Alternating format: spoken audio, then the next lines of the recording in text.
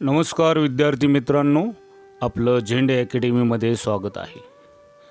इंग्रजी भाषा कौशल्य भाग 5 यामध्ये आपण पंक्च्युएशन म्हणजेच विरामचिन्हांचा योग्य वापर, कोणतीही भाषा अचूक, परिणामकारक आणि स्वच्छ लिहायची असेल तर विरामचिन्हाची आवश्यकता असते. आपल्याला वेगवेगळ्या विचारातील भिन्नत्व दर्शवण्यासाठी विरामचिन्हांचा वापर करावा लागतो. इंग्रजीतील खालील विरामचिन्हांचा व्यवस्थित अभ्यास करूया. त्यासाठी एक तक्ता देत आहे. तो तक्ता सर्व विरामचिन्हांचा आहे. त्यानंतर आपण प्रत्येक विरामचिन्हांचा एक एक करून अभ्यास करणार आहोत आणि ती चिन्ह का वापरायची, दुसरी का नाही वापरायची याबद्दलसुद्धा आपण योग्य माहिती घेणार आहोत. चला तर मग आपण शिकूया पंक्च्युएशन, विरामचिन्हांचा योग्य वापर. सर्वप्रथम एक कॅपिटल लेटर. इंग्रजीतील कॅपिटल अक्षरांचा उपयोग खालील ठिकाणी करावा. 1. वाक्याच्या सुरुवातीस येणारे अक्षर हे कॅपिटल असावे. Example, C saw a tiger. आता ह्या एक्झाम्पलमध्ये सुरुवात जी आहे सी म्हणजे एस ही वाक्याची सुरुवात आहे, तर त्या वाक्याच्या सुरुवातीचं जे अक्षर आहे एस हे कॅपिटल, आणि म्हणजे सुरुवातीचं जे अक्षर आहे ते कॅपिटल असलंच पाहिजे. वाक्याची सुरुवात करताना ही कॅपिटल अक्षरांनीच करावी. 2. विशेष नामाचे आद्याक्षर हे कॅपिटल असते. विशेष नाम म्हणजे कोणत्याही व्यक्तीचे नाव जर आलं किंवा वस्तूचे नाव आलं, विशेष नाम म्हणजे एखादा नाव विशेष नाव असेल तर त्याचं सुरुवातीचं जे आद्याक्षर आहे ते कॅपिटल असलं पाहिजे. एक्झाम्पल, उदाहरणार्थ श्याम, जसा श्यामचा एस हा कॅपिटल आहे. दुसरं टॅलंट, त्याचा टी. मोहम्मद, त्याचा एम. सोमनाथ, त्याचा एस इत्यादी जी विशेष नामं आहेत त्याची सुरुवातीची जी अक्षरं जी आहेत ती कॅपिटल असली पाहिजे. मग हे नाव वाक्यामध्ये सेंटेन्समध्ये कुठेही आलं तरी त्याचं पहिलं अक्षर हे कॅपिटलच असतं. पुढे 3. विशेषनाम जे विशेषणासारखे वापरले जाते त्याचे आद्याक्षर कॅपिटल असते. Example, the Idaho potato. आता ही बटाटा जो असतो त्याची एक प्रजाती आहे इदाओ. तर इदाओचा आय जो आहे हा विशेष नावासारखा वापरलेला आहे. त्यामुळे इथे जी वाक्याची सुरुवात तर तुम्हाला माहितीच आहे की टी ही कॅपिटल असते, आणि इदाओचा जो विशेष नामासारखा वापरलेला आहे इदाओ पॅटॅटो, तर आय हा कॅपिटल आलेला आहे. 4. सर्वनाम आय व केवल प्रयोगी अवयव ओ हे नेहमी कॅपिटल असावे. आता आय म्हणजे मी, म्हणजे वाक्यामध्ये आय हा कुठेही आला तर तो नेहमी कॅपिटल असतो. त्यानंतर केवल प्रयोगी, जसं आश्चर्य का आपण केवल प्रयोगी शब्द पाहिलेले होते, त्यामध्ये आश्चर्य व्यक्त करण्यासाठी ओ तर हे कॅपिटल असावे. जसं उदाहरणावरून आपण समजून घेऊया. I shall go to school. तर आय जरी हा वाक्याच्या सुरुवातीला आला असला तर वाक्याची सुरुवात आपल्याला माहितीच आहे ही कॅपिटल अक्षरांनी करतात, पण आय हा पुढे वाक्यामध्ये कुठे जर आला असता तरी तो कॅपिटल असता. त्यानंतर केवल प्रयोगी जो ओ आहे, ओ त्या पुढे उद्गारवाचकचे चिन्ह आहे त्यामुळे तो केवल प्रयोगी आहे, तर ओ हा कॅपिटल. तर अशा प्रकारे आय आणि ओ हे जी सर्वनाम आय जे आहे ते नेहमी वाक्यामध्ये कुठेही आलं तर ते कॅपिटल लक्षात ठेवा. 5. पदनाम, हुद्दा. यांचे आद्याक्षर कॅपिटल असते. एक्झाम्पल उदाहरण आहे तहसीलदार. तहसीलदारचा टी, आता हा हुद्दा आहे तर टी हा कॅपिटल असतो. कलेक्टर हा सुद्धा हुद्दा आहे किंवा पद आहे तर त्याचा सी हा कॅपिटल असावा. फॉरेस्ट ऑफिसर तर फॉरेस्ट ऑफिसर तर फॉरेस्ट ऑफिसरचा एफ आणि ओ हे कॅपिटल. तर हे जी पदनाम आणि हुद्दे दर्शवणारे जे नावं असतात त्यांची आद्याक्षरं नेहमी कॅपिटल वापरावी लागतात. तर ह्या पद्धतीने तुम्ही आणखी पदनाम किंवा हुद्दे शोधून त्याबद्दल माहिती घेऊ शकता. त्यानंतर 6 देवांच्या नावापूर्वी त्यांच्याकरता योजल्या जाणाऱ्या सर्वनामाचे आद्याक्षर नेहमी कॅपिटल असते. देव, आपण जे देव भगवान किंवा देवता म्हणतो त्यांना नेहमी काही नावं सुरुवातीला लावली जातात. तर त्यांची जी नावं जे आहेत त्याचं सुरुवातीचे जे अक्षर आहे ते कॅपिटल असावं. Example Lord Ganesh. आता लॉर्डचा एल आणि गणेशचा जी ह्या कॅपिटल घ्यायचा आहे. क्रिस्ट तर इथे सी हा कॅपिटल. अल्ला तर ए कॅपिटल. गॉडचा जी कॅपिटल. जसं उदाहरणार्थ एक्झाम्पलमधून he is our father.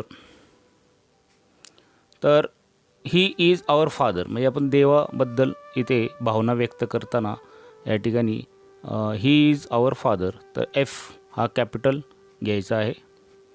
Trust him it is तर इथे ट्रस्ट हिम तर इथे देवाबद्दल भावना व्यक्त करताना इथे ट्रस्ट हिम तर टी आणि एच हा कॅपिटल म्हणजे इथे देवांच्या नावापूर्वी किंवा त्याबद्दल जे आपण शब्द वापरतो इंग्रजीमध्ये तर वर्ड जे आहेत तर त्याची आद्याक्षरांची पहिली अक्षरं ही कॅपिटल लिहिण्याची पद्धत आहे. 7 किताब, काही बक्षिसे यांची आद्याक्षरं कॅपिटल असतात. उदाहरणार्थ द परमवीर चक्र.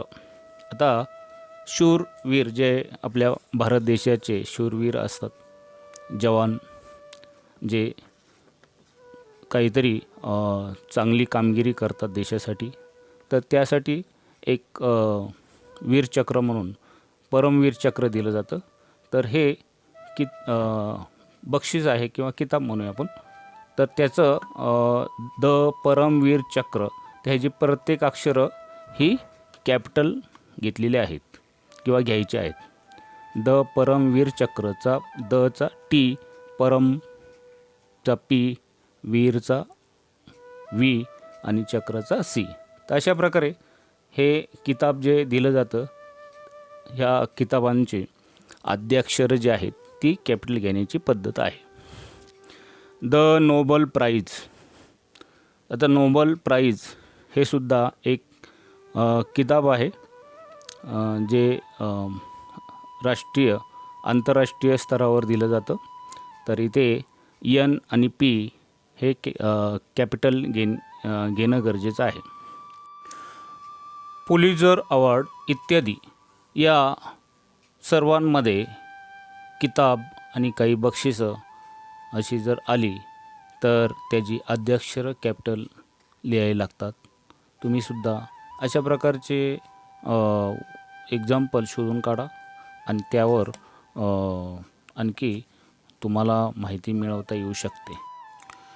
8 चेतना गुणवृत्तीने युक्त नामाचे आद्याक्षर कॅपिटल असते. एक्झाम्पल देत, लेज, इट्स, आयसी, हँड्स. Autumn comes. आता हा ऑटम्स म्हणजे शरद ऋतू असतो.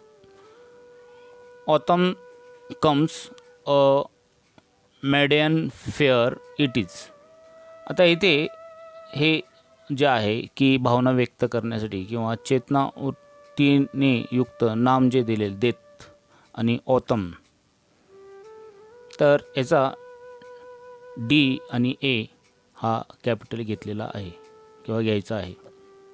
त्यानंतर 9 दिवस, सुट्टीचे दिवस, महिन्याचे नाव, दिशा यांचे आद्याक्षर कॅपिटल असते. प्रिपोजिशनमध्ये वाक्यामध्ये दिवस, सुट्टीचे दिवस अशा प्रकारे जर आलं तर त्याचं आद्याक्षर म्हणजे सुरुवातीचं जे अक्षर आहे तर ते कॅपिटल घ्यायचं आहे. Example Monday, Saturday, Sunday, Christmas, Eid, Muharram, January, March, December, the north, the south, it is. तर याच्यामध्ये दिवस, सुट्टीचे दिवस आणि महिन्यांचे नाव, दिशा, तर हे जे आहेत याचे वाक्यामध्ये आले असेल तर ते आद्याक्षर म्हणजे सुरुवातीचे जे अक्षर आहे ते कॅपिटल वापरण्याची पद्धत आहे. त्यानंतर आपल्याला 10 शैक्षणिक पदव्यांमधील आद्याक्षर हे कॅपिटल असते. आपण शिक्षण घेत असताना जे उच्च शिक्षण असते तर त्यामध्ये ज्या पदव्या घेतो आपण, डिग्रीज म्हणतो आपण, तर त्याची आद्याक्षर म्हणजे सुरुवातीचे जे अक्षर आहे ते कॅपिटल असतं. Example master of arts. आता मास्टरमधला एम आणि आर्ट्समधला ए हा कॅपिटल वापरतात. बॅचलर ऑफ सायन्स, तर बॅचलरमधला बी आणि सायन्समधला एस हा कॅपिटल वापरायचा असतो. डॉक्टर ऑफ लिटरेचर, तर डॉक्टरचा डी आणि लिटरेचरचा एल हा कॅपिटल. एम फिल, तर एम कॅपिटल, फिल्ममधला पी हा कॅपिटल. एम सी एस, तर मास्टर ऑफ सायन्स जो आहे त्याचा शॉर्ट फॉर्म येतो तो एम आणि एस हा कॅपिटल. तर अशा प्रकारे जे शैक्षणिक पदवी आहे त्या पदव्यांची कोणती अक्षरं कॅपिटल वापरायचे आहेत. आणखी भरपूर पदव्या आहेत, तर ही काही उदाहरणं आहेत. इट इज, तर अशा प्रकारे तुम्ही शोधून ते जे कोणती अक्षरं कॅपिटल येतात वापरायचे आहेत हे लक्षात ठेवायचं आहे. त्यानंतर 11 मिस्टर, मिस्ट्रेस आणि नंबर यांचे संक्षिप्त रूप लिहिताना त्यातील आद्याक्षर हे कॅपिटल असते. शॉर्ट फॉर्म म्हणतो आपण त्याला. आता मिस्टरचा एम आर हे शॉर्ट फॉर्म आहे. एक्झाम्पल उदाहरण बघा. मिस्ट्रेसचा एम आर एस, तर एम हा कॅपिटल, बाकीचे स्मॉल, फुल स्टॉप. त्यानंतर नंबर आपण लिहिताना एन ओ लिहितो. त्यानंतर रुपीजचा आर कॅपिटल, ए डी म्हणजे इसवी सन असं, बी सी, तर इत्यादी अशी जी आपण शॉर्ट फॉर्म वापरतो त्याची आद्याक्षर सुरुवातीचं अक्षर हे कॅपिटल लिहिण्याची पद्धत आहे. 12 अनेक शब्दांचे मिळून बनलेले शीर्षक, संस्थेचे नाव, बँक, रस्ता यातील प्रत्येक शब्दाचे संक्षिप्त रूप लिहिताना त्यातील आद्याक्षर हे कॅपिटल असते. एक्झाम्पल उदाहरणार्थ युनेस्को. आता युनेस्को म्हणजे युनायटेड नॅशनल, हे जा लाँग फॉर्म तुम्ही शोधून हे करू शकता. तर तो जो लाँग फॉर्म आहे त्याचे सुरुवातीचे अक्षरे घेऊन हा युनेस्को आलेला आहे. जसं आपल्याकडे SSC board, HSC board, SSC हे शॉर्ट फॉर्म आलेलं आहे. तर त्यानंतर बँक ऑफ महाराष्ट्र, तर बँकचा बी आणि महाराष्ट्राचा एम हे कॅपिटल वापरायचं आहे. वीर सावरकर मार्ग, तर वीर सावरकर मार्ग हा रस्त्याचं नाव आहे. तर इथे व्ही आणि एस आणि एम हे कॅपिटल वापरण्याची पद्धत आहे किंवा वापरावे.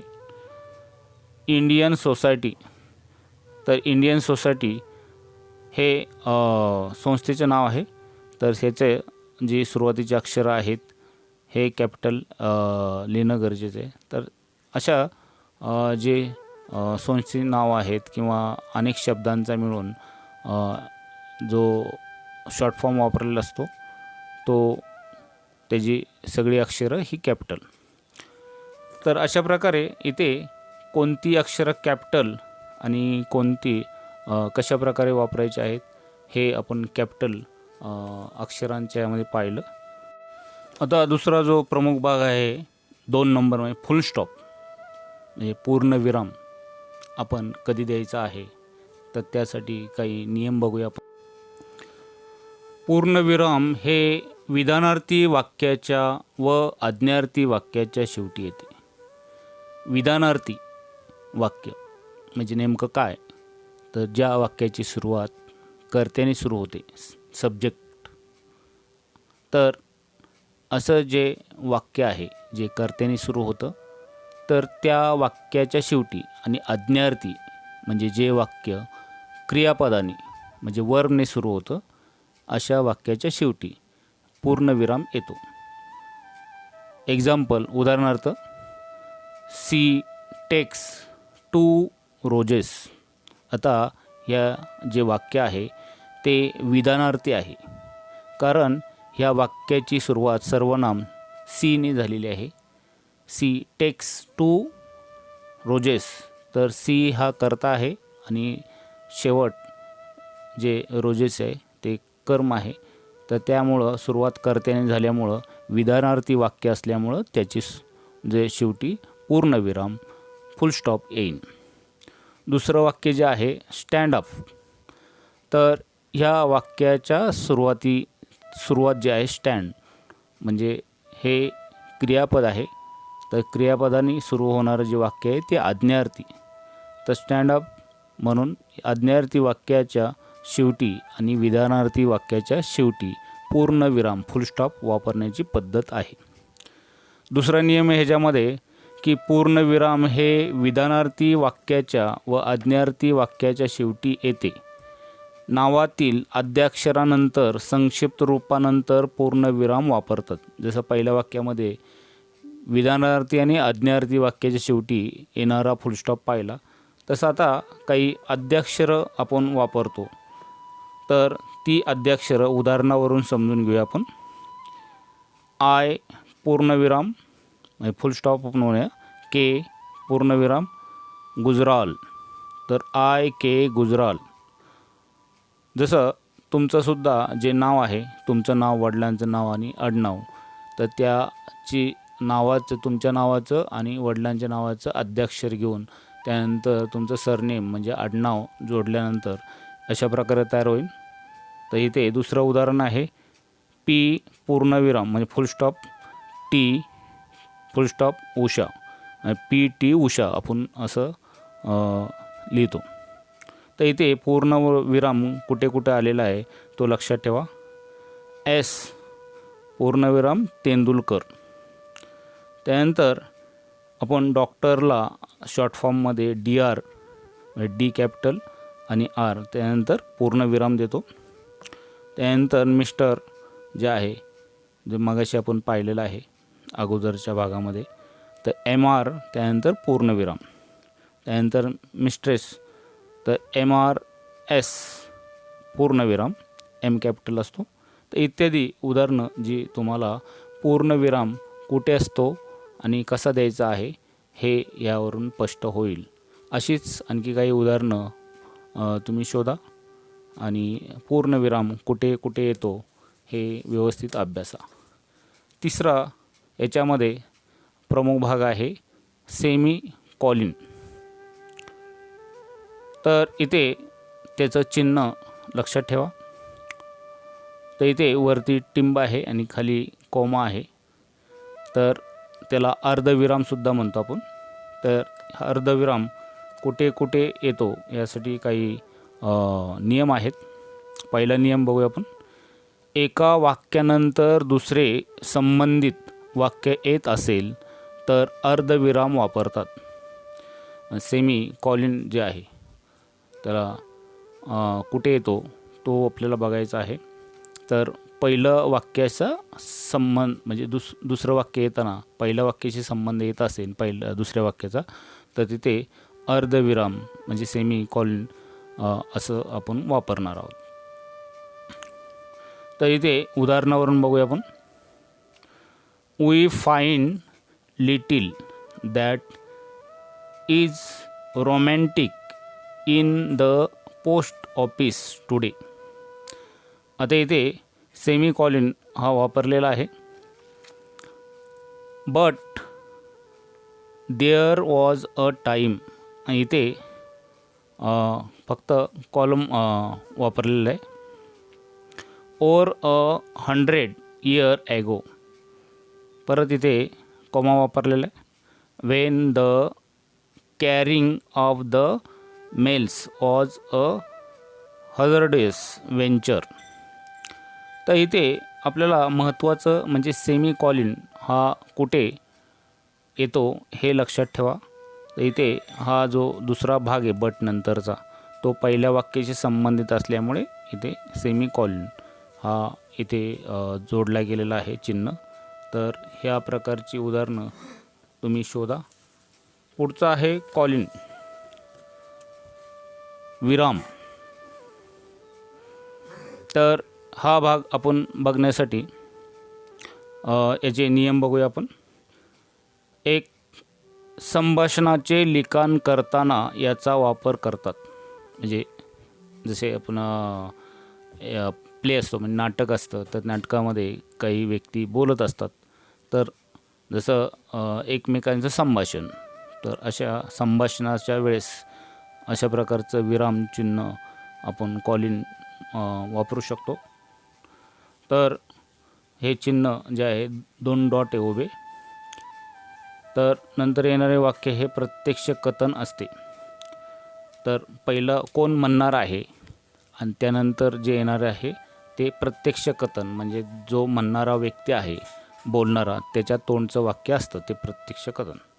उदाहरणार्थ बघूया. एक्झाम्पल, राम म्हणजे राम हा व्यक्ती काय बोलतो आहे, तर ते पुढं इथे कॉलन म्हणजे विरामचिन्हाने दाखवलेलं आहे.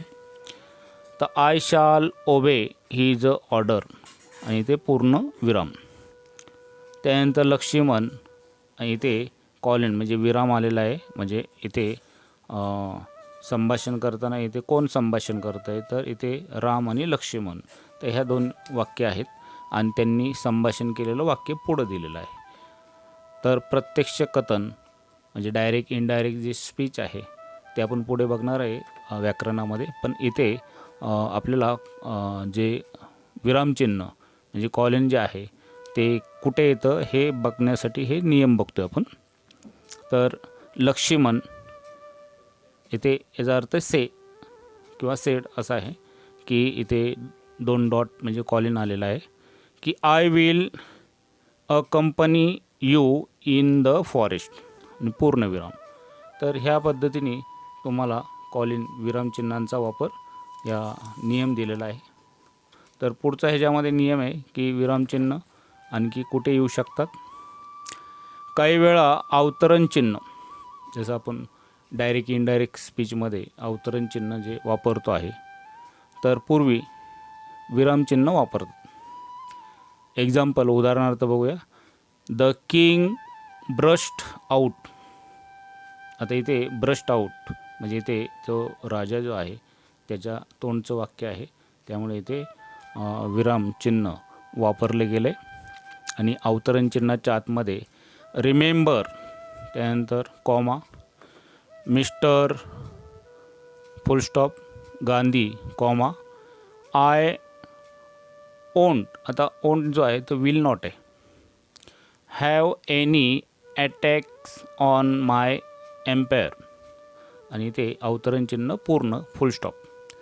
तर इथे आपल्याला ह्या द किंग ब्रश्ड आऊट, तर इथे जे कॉलनचे चिन्ह म्हणजे विरामचिन्ह जे आलेले आहे ते वापरू शकता तुम्ही, किंवा वापरलेलं तिथं उदाहरण आहे. त्यानंतर पाचवा प्रमुख भाग याच्यामध्ये आहे द क्वेश्चन मार्क. तर क्वेश्चन मार्क कुठे येतो म्हणजे प्रश्नचिन्ह. तर त्यासाठी इथे प्रश्नार्थक वाक्याच्या शेवटी प्रश्नचिन्ह वापरतात. आता प्रश्नार्थक वाक्य जे आहेत पुढे आपल्याला शिकायचंच आहे व्याकरणामध्ये. इथे पंक्च्युएशनमध्ये आपण शॉर्ट फॉर्ममध्ये बघूया की क्वेश्चन जो आहे प्रश्नार्थ वाक्य ते दोन प्रकारचे असतात. एक WH क्वेश्चन आणि येस नो क्वेश्चन. तर WH क्वेश्चनमध्ये ज्या शब्दांची सुरुवात W किंवा Hने सुरू होते आणि शेवटी प्रश्न मार्क क्वेश्चन मार्क असतो. तर इथे एक्झाम्पल बघूया आपण. What do most people do आणि ते प्रश्नचिन्ह आहे. तर अशा प्रकारे तुम्हाला प्रश्नार्थक जे आहेत तर कोणताही प्रश्न तर येस नो क्वेश्चनमध्ये तुम्ही इथे असेल तर इथे WH क्वेश्चन किंवा येस नो क्वेश्चन. तर या प्रश्न जिथं येतो तिथे प्रश्न द क्वेश्चन मार्क प्रश्नचिन्ह येतं. तर हे एक्झाम्पल त्याचं आहे. तर अशा प्रकारचे प्रश्नार्थक याच्यामध्ये प्रश्नचिन्ह येतं. पुढे आहे 6वा जो प्रमुख नियम आहे द एक्सक्लेमेशन मार्क. आता एक्सक्लेमेशन मार्क याला आपण एक्सक्लेमेटरी मार्कसुद्धा म्हणतो आपण म्हणजे उद्गारार्थी चिन्ह. तर त्याचे नियम आपण बघूया. केवळ प्रयोगी शब्दांच्या ज्या शब्दांनी भय, दुःख, आश्चर्य, कौतुक, घृणा व्यक्त केली जाते अशा शब्दानंतर उद्गारवाचक चिन्ह वापरतात. म्हणजे एक्सक्लेमेशन जे मार्क आहे म्हणजे एक्सक्लेमेटरी मार्क आपण म्हणूया त्याला. तर ते कुठं वापरतात तर इथे एक्झाम्पल बघूया. ब्रो इथे एक्सक्लेमेशन मार्क आलेला आहे. Hurray exclamation mark exclamatory mark म्हणूया आपण किंवा exclamation mark. Oh, alas, funny, good, look here. त्यानंतर इथे अवतरण चिन्हाच्या आतमध्ये oh honey comma I am happy आणि इथे एक्सक्लेमेशन मार्क म्हणजे एक्सक्लेमेटरी मार्क आलेलं आहे आणि इथे अवतरण चिन्ह पूर्ण she told me full stop. तर अशा प्रकारे इथे एक्सक्लेमेशन मार्क किंवा एक्सक्लेमेटरी मार्क आपण वापरू शकतो. आणखी एक्सक्लेमेटरी मार्क कुठे वापरता येतात याचा दुसरा नियम आहे. उद्गारार्थी वाक्याच्या शेवटी उद्गारवाचक चिन्हांचा वापर करतात. आता मगाशी जे होतं त्यामध्ये आपण केवळ प्रयोगी शब्द जे आहेत तर त्यामध्ये आपण एक्सक्लेमेशन मार्क वापरले. आता इथे जे उद्गारार्थी वाक्य म्हणजे एक्सक्लेमेटरीचे तर अशा वाक्यांच्या शेवटी आपल्याला इथे एक्सक्लेमेशन मार्क वापरायचा आहे. एक्झाम्पल आहे व्हॉट अ पोलिश बॉय आणि ते एक्सक्लेमेशन मार्क आलेलं आहे. दुसरं एक्झाम्पल आहे हाऊ लकी आय एम आणि एक्सक्लेमेशन मार्क. तर अशा प्रकारे एक्सक्लेमेशन मार्क आपण कुठे येतं या पद्धतीने तुम्हाला इथे लक्षात ठेवायचं आहे. 7वा मुख्य भाग यायचा कॉमा म्हणजे इथे स्वल्पविराम. आता इथे मागच्या उदाहरणामध्ये काय काय आलं होतं पण इथे सविस्तरपणे आपण बघूया की स्वल्पविराम म्हणजे कॉमा हा कुठे कुठे येऊ शकतो. तर त्याचे काही नियम आहेत. तर त्यामध्ये पहिला नियम आहे की एखाद्या संयुक्त वाक्यातील वाक्यांश वेगळे दर्शवण्यासाठी स्वल्पविराम वापरतात. म्हणजे दोन वाक्य ही एकमेकांपासून वेगळे आहेत असं दाखवण्यासाठी इथे स्वल्पविरामचा वापर केला जातो. एक्झाम्पल बघूया. इथे I told her to come. आता हे वाक्य आणि दुसरं वाक्य एकमेकांपासून वेगळं दाखवण्यासाठी इथे कॉमा घेतलेला आहे. इथे इंडिकेट केला आहे तो.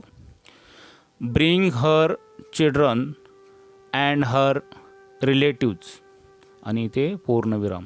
तर इथे कॉमा म्हणजे स्वल्पविराम हा दोन वाक्य जे आहेत म्हणजे एकत्र आणलेत पण ती वेगवेगळे आहेत हे दर्शवण्यासाठी इथे कॉमा हा वापर केलेला आहे. दुसरा याच्यामध्ये नियम आहे की शब्दसमूहामध्ये प्रत्येक शब्द वेगळा दर्शवण्यासाठी स्वल्पविरामाचा वापर करतात. जसं मगाशी आपण याच्या अगोदरच्या नियमामध्ये दोन वाक्य ही वेगवेगळी संयुक्त म्हणजे दोन वाक्य एकत्र आहेत पण ती वेगवेगळी दाखवण्यासाठी कॉमाचा वापर केला. आता इथे शब्द वेगवेगळे दाखवण्यासाठी आपण कॉमाचा वापर करणार आहोत. एक्झाम्पल बघूया, उदाहरण. She gave me potatoes comma onions comma brinjals and cauliflowers पूर्णविराम. आता इथे पेटॅटोज, ओनियन्स आणि बेंजल आणि अँड हे जोडलेलेच आहे, पण इथे हे शब्द वेगवेगळे दाखवण्यासाठी कॉमाचा वापर आपण ह्या पद्धतीने करू शकतो. नियम तिसरा, संबोधनानंतर स्वल्पविराम वापरतात. एक्झाम्पल, इथे डबल इन्व्हर्टेड कॉमामध्ये आय आणि हे जे चिन्ह जे आहे ते कॉमासारखंच आहे, पण कॉमा खालच्या दिशेने असतो आणि हे जे आहे वरच्या दिशेने आहे. तर ह्या चिन्हाला आपण अपॉस्ट्रॉफी म्हणजे लोप चिन्ह असं म्हणतो. हे लोप चिन्ह आपण पुढे पंक्च्युएशनमध्ये पाहणारच आहोत.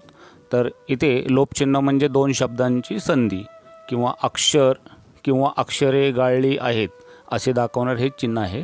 तर इथे आय आणि एम हे दोन्ही एकत्र आल्यानंतर अशा प्रकारे बनतं. तर आय अपॉस्ट्रॉफी साईन आणि एम.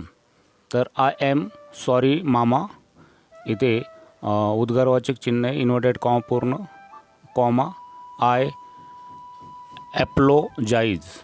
ते ॲप्लोजाईज ह्या शब्दाचा अर्थ आहे बंदिस्त. मी बंदिस्त असल्यामुळे मला माफ कर आई, असा त्या वाक्याचा अर्थ होतो. आपल्याला वाक्याचा अर्थ ते नंतर बघणार आहे आपण, पण इथे साईन कसे आलेले, चिन्ह कसे आलेले ते बघतो. इथे दुसरं जे एक्झाम्पल आहे, इन्व्हर्टेड कॉमामध्ये ओ हनी कॉमा, इथे हा जो आहे अंडरलाईन करून दाखवलेला आहे आय एम हॅपी. इथे उद्गारवाचक चिन्ह आहे, इन्व्हर्टेड कॉमा पूर्ण सी टोल मी. तर अशा प्रकारे हा तिसरा नियम होता. चौथ्या नियमामध्ये प्रत्यक्ष कथनामधील वाक्यांचा काही भाग अवतरण चिन्हामध्ये दोन ठिकाणी विभागला असेल तर स्वल्पविराम वापरतात. एक्झाम्पल आहे, इन्व्हर्टेड कॉममध्ये वेल, इथं कॉमा, फोन लाईन, परत कॉमा, इन्व्हर्टेड कॉमा पूर्ण माय फादर सेड कॉमा, दुसऱ्या इन्व्हर्टेड कॉमामध्ये दॅट. आता इथे परत अपॉस्ट्रॉफीचं साईन आलेलं आहे. तर इथे दॅट इज आहे, तर ते that's a mighty pretty ring you.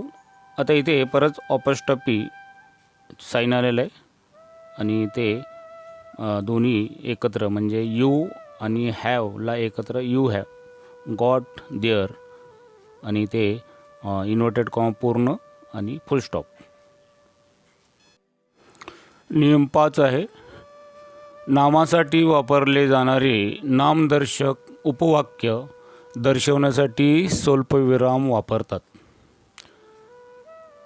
उदाहरणार्थ, एक्झाम्पल, द कॅप्टन, इथे कॉमा आला आहे, a young man of 25 comma face the problem. आता इथे द कॅप्टन हे जे नाम आलेलं आहे ते या ठिकाणी नामदर्शक हे वेगळं दाखवण्यासाठी इथे कॉमा हा साईन वापरला आहे. त्यानंतर मॅन ऑफ 25 इथे दोन ठिकाणी ही वाक्य वेगवेगळी पण मुख्य वाक्याशी एक जोडणारी म्हणून कॉमा. त्यानंतर नियम 6 जो आहे, वाक्याची सुरुवात दर्शवणाऱ्या शब्दानंतर स्वल्पविराम वापरतात. म्हणजे एखादं वाक्य सुरुवात वेगळी आहे शब्दांनी आणि नंतर परत म्हणजे हे पूर्ण वाक्य एकत्र आहे पण सुरुवात वेगळी दाखवण्यासाठी. Example, no comma you cannot take that pen full stop पूर्णविराम. दुसरं उदाहरण आहे, यस, इथे comma we will pay for it पूर्णविराम फुल स्टॉप आहे इथे. त्यानंतर त्या पुढचं आहे, of course comma it is yours आणि इथे फुल स्टॉप. आता ह्या सगळ्या उदाहरणामध्ये सुरुवात इथे नो, तर हे सुरुवात वेगळी दाखवण्यासाठी परत कॉमा घेतलेला आहे, पण ते पूर्ण मुख्य वाक्याशी जोडले गेलेले दोन वाक्य, म्हणजे त्यानंतर यस, त्यानंतर कॉमा. तर अशा प्रकारे सुरुवात वेगळी दर्शवण्यासाठी इथे कॉमाचा वापर केला जातो. पुढचं 8 अपॉस्ट्रोफे जे चिन्ह आहे त्याला लोप चिन्ह किंवा षष्ठी विभक्ती दर्शक चिन्ह. आता हे व्यवस्थित समजून घ्या की कॉमा हा खालच्या दिशेने असतो आणि अपॉस्ट्रोफे लोप चिन्ह जे आहे ते वरच्या दिशेने. दोन्ही चिन्ह जे आहेत जे आकार जे आहेत सारखे, पण दिशा त्यांची वरच्या आणि खालच्या दिशेने आहे. तर काही मागच्या भागामध्ये बी आली होती आपण. तर अपॉस्ट्रोफे हे चिन्ह म्हणजे लोप चिन्ह, षष्ठी विभक्ती दर्शक चिन्ह. तर त्याचा हे कुठे कुठे येतं त्यासाठी पहिला नियम आहे, संधी होताना लोप पावणाऱ्या अक्षरांच्या जागी शब्दामध्ये या चिन्हांचा वापर करतात. आता हे उदाहरणावरून आपण समजून घेऊया की इथे संधी म्हणजे दोन जे शब्द आहेत एकत्र जोडताना त्याला संधी. मगाशी आपण मागच्या भागामध्ये पाहिलं होतं की वी विल म्हणजे ओंट, तसं इथे डोंट आलेलं आहे. काय डोंट म्हणजे हे डू आणि नॉट या दोन शब्दांचे संधी एकत्र आलेली म्हणजे एकत्र केलेलं आहे. तर डोंट हा शब्द, तर इथे तो अशाच प्रकारचे दोन शब्द एकत्र आले तर इथे अपॉस्ट्रोफे म्हणजे लोपचिन्ह म्हणजे काही जे अक्षर आपण लोप करतो तर त्यासाठी ती दाखवण्यासाठी इथे अपॉस्ट्रोफे चिन्ह म्हणजे लोप चिन्ह वापरायचं किंवा षष्ठी विभक्ती दर्शक चिन्ह. तर डोंट गो, त्यानंतर इकडे जे खालच्या दिशेने आलं आहे तो कॉमा आहे. यू आरंट, आता येतं आर अधिक नॉट म्हणजे आरंट. प्लेईंग परत कॉमा.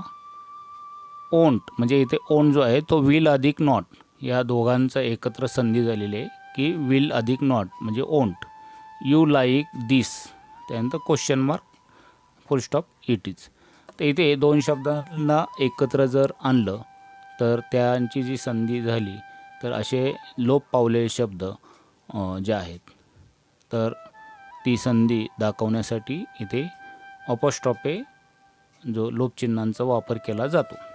याच्यामध्ये दुसरा नियम आहे, नाम षष्ठी विभक्ती दर्शवताना म्हणजे चा, ची, चे, यसच्या अगोदर अपॉस्ट्रोफे जे चिन्ह आहे ते वापरतात. म्हणजे यस आपण बऱ्याच वेळा ते चा, ची, चे म्हणजे त्याचे, तिचे आपण म्हणतो ना, त्याचे वडील, तिचे वडील.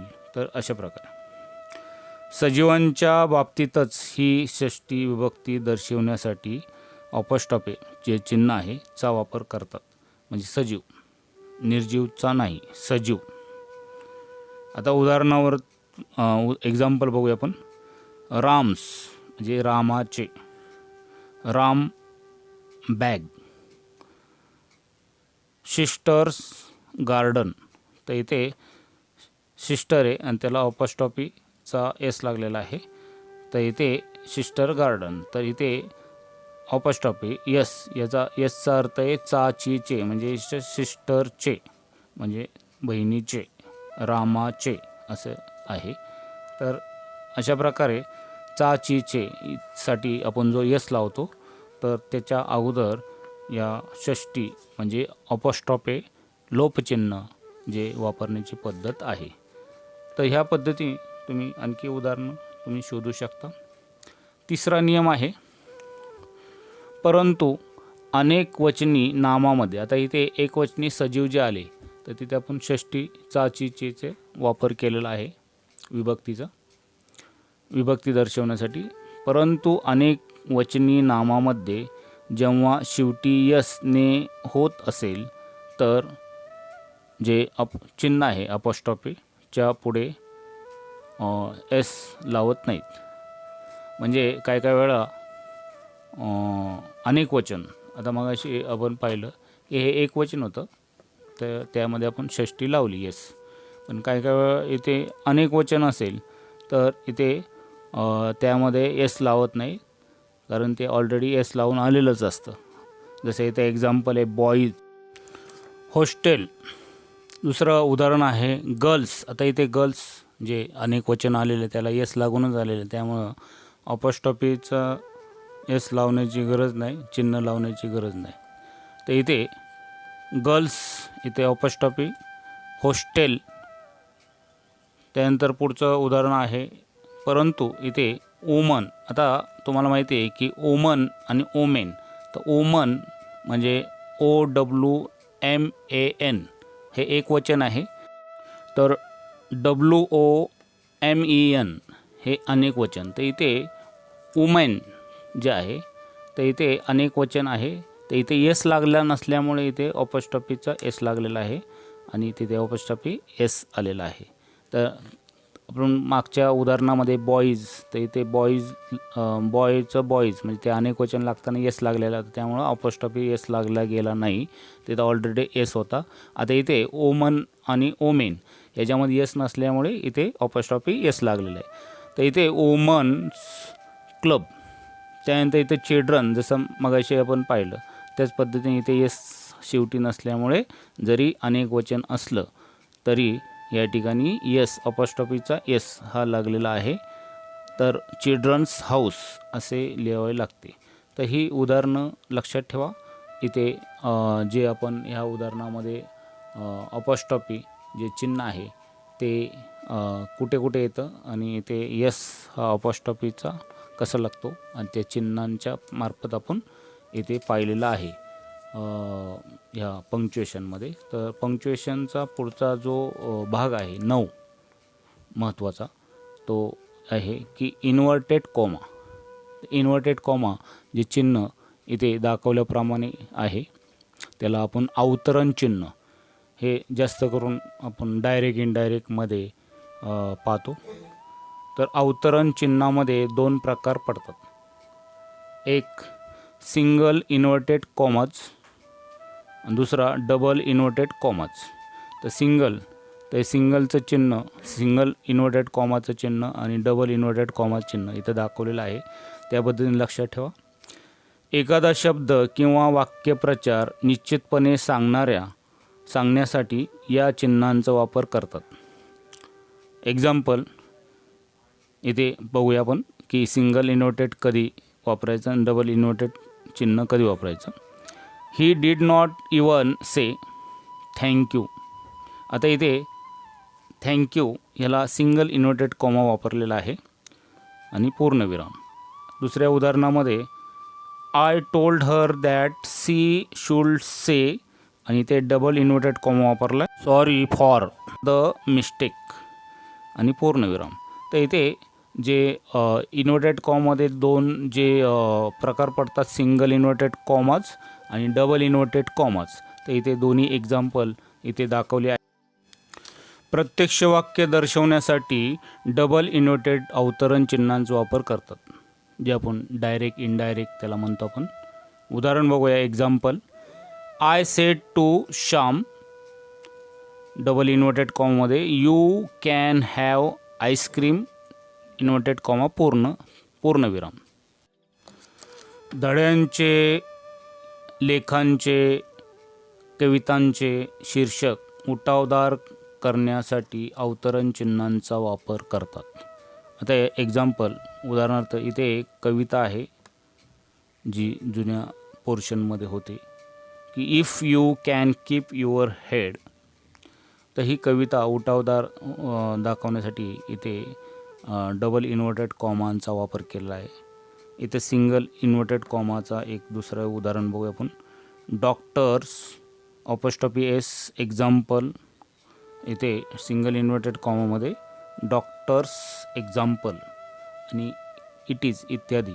तर ही तुमचे आपले डबल इन्व्हर्टेड कॉमा आणि सिंगल इन्व्हर्टेड कॉमा अशा प्रकारे कसा वापर होतो हे आपण पाहिलं आहे. पुढे बघूया डॅश. 10वा जो भाग आहे डॅश. आपल्या विचारातील अचानक आलेला अडथळा अथवा बदल डॅशने दर्शवतात. हा जो पहिला नियम बघतोय आपण. डॅश कधी वापरायचं. उदाहरणार्थ एक्झाम्पल, सी इज व्हेरी को. आता इथे डॅश वापरले. Operative dash unless anybody talks about her. तर इथे अडथळा दाखवण्यासाठी म्हणजे वाक्यामध्ये काही वेळ गेला तर असे दाखवण्यासाठी किंवा अडथळा दाखवण्यासाठी इथे डॅशचा वापर कसा होतो हे आपण या उदाहरणावरून पाहिलं. दुसरा नियम आहे, वाक्यातील एखादा वाक्यांश जोरदारपणे मांडण्यासाठी डॅश या चिन्हांचा वापर करतात. एक्झाम्पल आहे, Saurabh dash that captain of the great ship Ashoka has been lost पूर्णविराम. तर अशा प्रकारे इथे डॅशचा वापर होताना दिसतो आपल्याला. अडखळत बोलणे दर्शवण्यासाठी डॅशचा वापर करतात. अडखळत म्हणजे काही शब्दांमध्ये जर अंतर असेल, काही व्यक्ती बोलताना अडखळत किंवा काही गॅप ठेवून बोलतात, तर असे जे आहे ते डॅशने आपण दाखवतो. एक्झाम्पल बघूया, you dash you go to the market पूर्णविराम. अशा प्रकारे जर शब्दांमध्ये काही अंतर असेल किंवा वेळ गेला असेल, अडथळा असेल तर डॅशने तुम्ही दाखवू शकता. त्यानंतर 11वा नियम बघूया, हायफन. तर हे सुद्धा डॅशसारखंच चिन्ह दिसतं, पण ते वेगळं आहे की संयोग चिन्ह त्याला म्हणतो आपण. तर त्याच्यासाठी काही नियम आहेत. एक पहिला नियम की संयोग चिन्ह हे डॅशपेक्षा थोडे लहान असते, की डॅश जे चिन्ह आपण वापरतो त्यापेक्षा थोडंसं लहान हे संयोग चिन्ह असतं. 2 शब्दांच्या 2 अंकी संख्या दर्शवण्यासाठी इथे आपण हायफन म्हणजे संयोग चिन्ह आपण वापरतो. एक्झाम्पल बघूया, 31. आता डॅश जो आहे त्याचा डॅश चिन्हाचा आकार आणि इथे हायफनचा आकार, तर डॅशचा आकार थोडा चिन्हाचा आकार मोठा असतो, हायफनचा त्यापेक्षा कमी. इथे ज्या संख्या दर्शवतात आपण तिथे 31, त्यामध्ये आपण हायफन हे चिन्ह वापरतो आहे, संयोग चिन्ह म्हणून आपण. 32, 75. तर अशा प्रकारे इथे संयोग चिन्ह जे हायफन हे चिन्ह त्याला आपण इंग्रजीमध्ये म्हणतो हे वापरताना दिसते. दुसरा नियम आहे, विशेषणांनी तयार होणारे शब्द संयोग चिन्हाने जोडतात, म्हणजे हायफनने जोडतो आपण. जसं एक पहिलं उदाहरण आहे की शॉपकीपर, म्हणजे येथे शॉपकीपर हा विशेषणाने तयार झाला, म्हणजे शॉप म्हणजे दुकान, पण कीपर दुकानदार म्हणून आपण त्याला. त्यानंतर ग्रीन ग्रोसर, ऑल इंडियन्स आणि सेल्फ अपॉइंटेड इत्यादी. तर असे हे 2 शब्द विशेषणाने जोडणारे शब्द जे आहेत ते आपण हायफननी चिन्हाने दाखवू शकतो. तर मग अशी आपण अगोदरच पाहिलं की डॅश हे चिन्हापेक्षा हायफन म्हणजे संयोग चिन्ह हे छोटं असतं. याचा तिसरा नियम आहे, काही संयुक्त नामामध्ये संयोग चिन्हांचा वापर करतात. उदाहरण एक्झाम्पल, मदर इन लॉ. आता इथे मदर इन लॉ म्हणजे सासू, जे मदर त्यानंतर इन आणि लॉ, ते इथे संयोग चिन्हाचा वापर, इथे हायफनचा वापर झालेला आहे. त्यानंतर सिस्टर इन लॉ, तर इत्यादी आपण जी उदाहरणं पाहतो तर त्यामध्ये इथे संयोग चिन्हांचा वापर होताना दिसतोय. त्यानंतर 4था नियम आहे, भाग्यांश दर्शवण्यासाठी इथे हायफन म्हणजे संयोग चिन्हांचा वापर करतात. एक्झाम्पल बघूया, 3/4 म्हणजे 3/4, 3/4 म्हणजे 4 भागांमधला 3, 3/4. ऑफ द टोटल लँड, म्हणजे पूर्ण जमिनीपैकी 4 भाग केले तर त्यातला 3 भाग. त्यानंतर 1/20 पार्ट गोज टू हिम. तर इथे ह्या भागे म्हणजे अपूर्णांक दर्शवण्यासाठी किंवा त्या भागांमधला काही भाग दर्शवण्यासाठी संयोग चिन्हांचा वापर केला जातो. तर इथे आपण हायपन याचा वापर म्हणजे संयोग चिन्हाचा वापर कसा करायचा किंवा कसा होतो हे उदाहरणासहित पाहिलेला आहे. जो आपण सुरुवातीला पंक्च्युएशनचा जो चिन्हांचा तक्ता पाहिला त्यामध्ये आपण काही चिन्ह जी पाहिली त्यामध्ये पॅरेंथेसिस म्हणजेच वाटोळे कंस, त्यानंतर ब्रॅकेट म्हणजे चौकोनी कंस, त्यानंतर एलिप्सिस म्हणजेच टिंब आणि स्लॅश म्हणजे पर्यायवाचक चिन्ह. पंक्च्युएशनमध्ये आपण वेगवेगळी चिन्ह कशी वापरायची ही आपण पाहिलीत.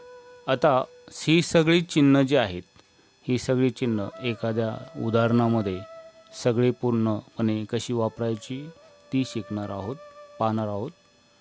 पंक्च्युएट द फॉलोइंग सेंटेन्स असं व्याकरणामध्ये काही भाग असतो, त्याचं एक उदाहरण तिथे दिलेलं आहे.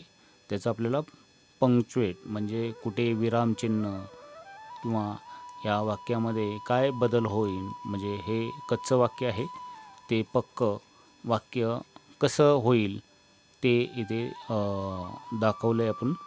तर इथे जे इंडिकेट केलेलं आहे ते बदल झालेले आहेत.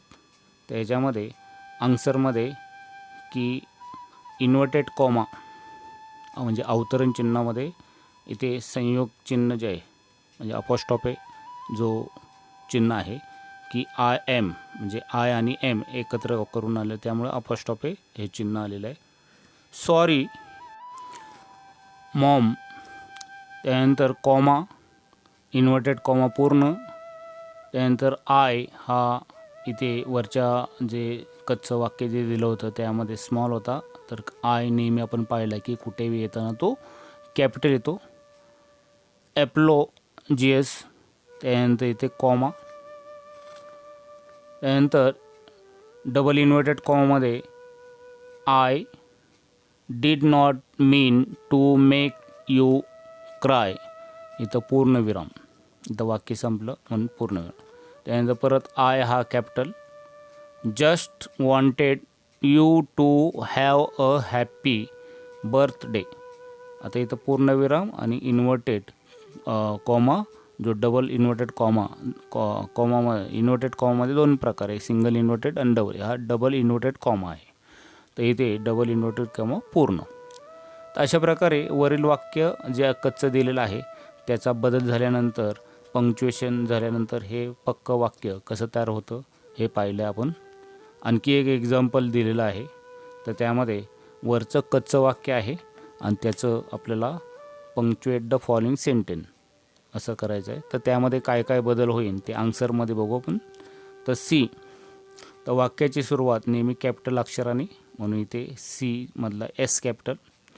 डज नॉट से, इथे कॉमा डबल इन्व्हर्टेड कॉमा.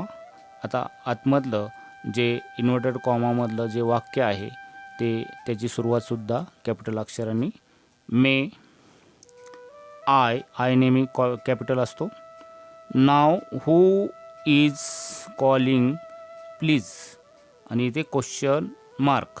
आता इथं मे हे जे आहे इथे मे आहे, नाव हू इज कॉलिंग प्लीज, तर हा प्रश्न आहे म्हणून इथं प्रश्नचिन्ह आणि डबल इन्व्हर्टेड कॉमा हा पूर्ण. तर अशा प्रकारे हा बदल होईल. हे कच्चं वाक्य आणि त्याचं केलेलं पंक्च्युएट हे पक्क वाक्य. तर ह्या पद्धतीने पंक्च्युएटमध्ये आपण विरामचिन्ह जे आहेत ती कशा प्रकार वापर होतो हे थोडक्यात पाहिलेलं आहे. आणखी हा भाग तुम्हाला जर पक्का करायचा असेल तर वाचन करताना ही चिन्ह वाक्यामध्ये कशी आलेली आहेत आणि कशा पद्धतीने ती दिसतात आणि त्याला काय म्हणतो हे आपण प्रत्येक वेळी जर पाहिलं तर वाचन करताना तर आपल्याला हा भाग व्यवस्थित पक्का होईल. विद्यार्थी मित्रांनो, झेंडे अकॅडमीच्या ह्या भागामध्ये आपण पंक्च्युएट हा भाग शिकलेलो आहोत. पुढील भागामध्ये आपण आर्टिकल्स हे पाहणार आहोत. झेंडे अकॅडमीचे असेच नवनवीन व्हिडिओ पाहण्यासाठी आम्हाला लाईक करा, शेअर करा, सबस्क्राईब करा. नोटिफिकेशनसाठी बेल आयकॉन दाबण्यासाठी विसरू नका. धन्यवाद.